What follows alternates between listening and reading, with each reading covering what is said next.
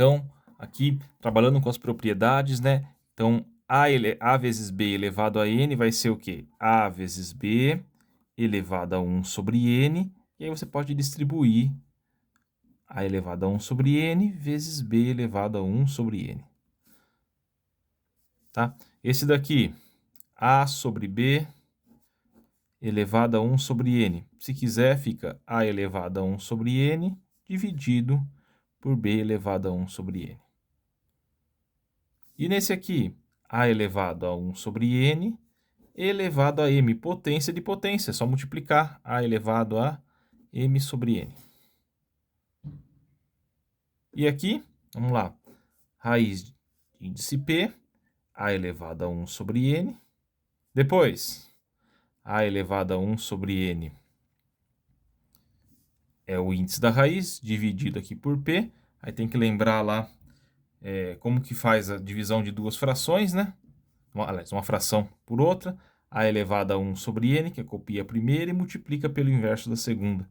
Vai ficar A elevado a 1 sobre N vezes P. Ok?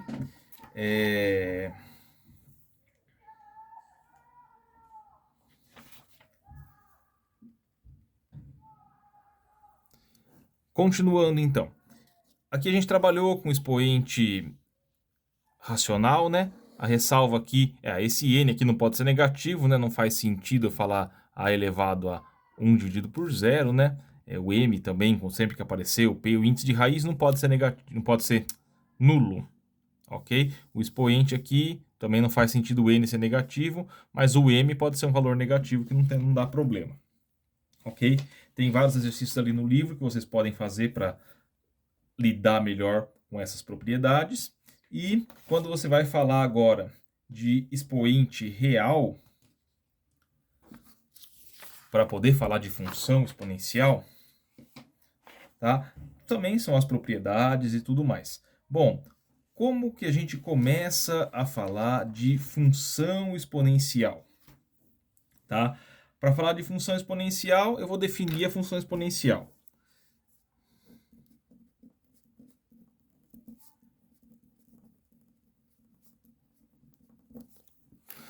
Tá? Função exponencial vai ser uma função f de domínio real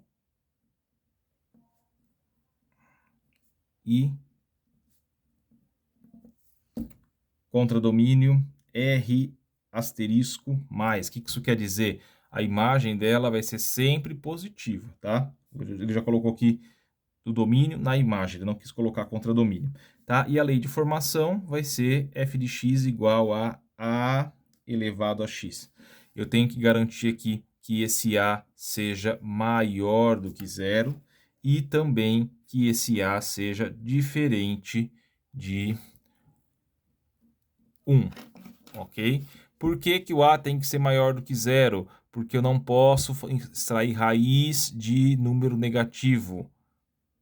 Ok? Se fosse menos 2 aqui, não existiria menos 2 elevado a meio.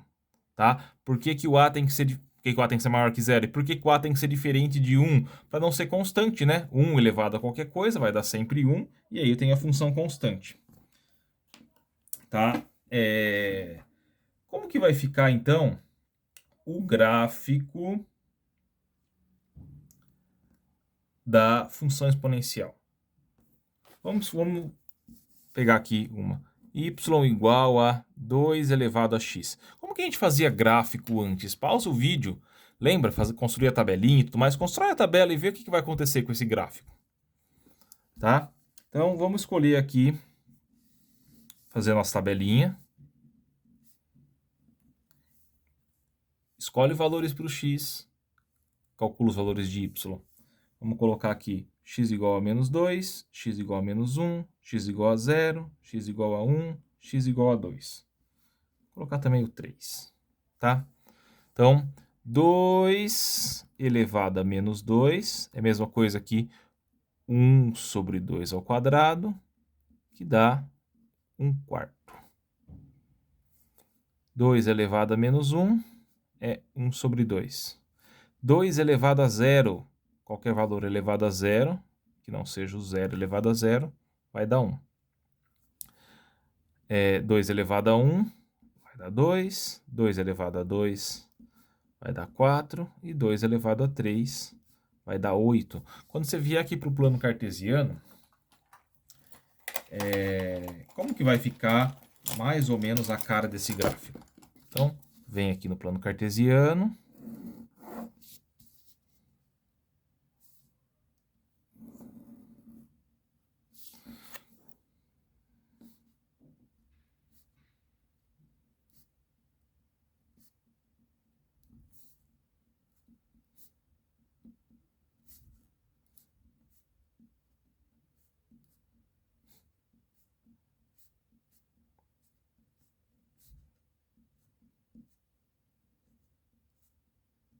Vamos localizar aqui os pontinhos.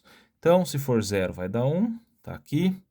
Se for menos 1, vai dar meio, mais ou menos aqui. Se for menos 2, vai dar 1/4, aqui mais próximo, né, do eixo. Se for 1, vai dar 2. Se for 2, vai dar 4. Se for 3,